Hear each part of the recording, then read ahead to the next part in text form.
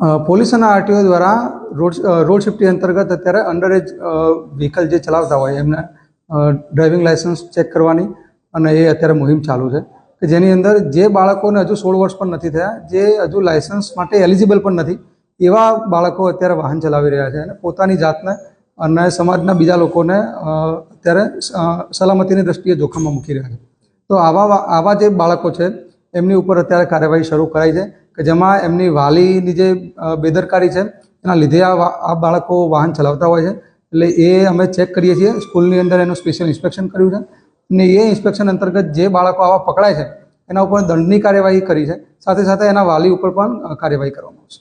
કેટલો દંડ વસૂલાય, કેટલા વિદ્યાર્થીઓ પકડાયા અને કેટલી શું કાર્યવાહી કરાશે ફરિયાદ? ટોટલ 26 બાળકો એવા હતા કે જેમને 16 વર્ષ નથી થયા અને એ ડ્રાઇવિંગ કરતા હતા, એટલે એવા બાળકોને દંડની કાર્યવાહી થઈ છે.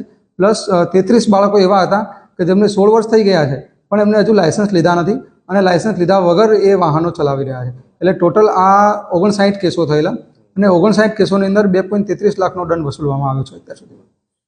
અને હવે જે ફરિયાદ કરવાની છે કોની પર થશે? કેટલા વિદ્યાર્થીઓ ફરિયાદ કરવાની છે? એમાં એવા વાલીઓ ઉપર થશે કે જે અંડર એજ બાળકો છે અને એ વાહનો ચલાવી રહ્યા છે. એટલે 26 જે બાળકો હતા એમના વાલીઓની બેદરકારી છે, એટલે એના ઉપર ફરિયાદની હાલ કાર્યવાહી ચાલુ છે. એમાં રોડ સેફ્ટી કમિશનર શ્રી દ્વારા હાલ એસપી સાહેબને સૂચના આપવામાં આવી છે અને એ અંતર્ગત કાર્યવાહી ચાલુ છે.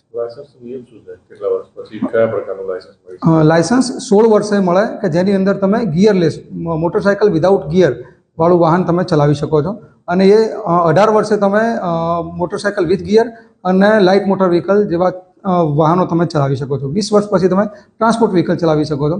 એટલે મિનિમમ 16 વર્ષની વય મર્યાદા તો છે જ.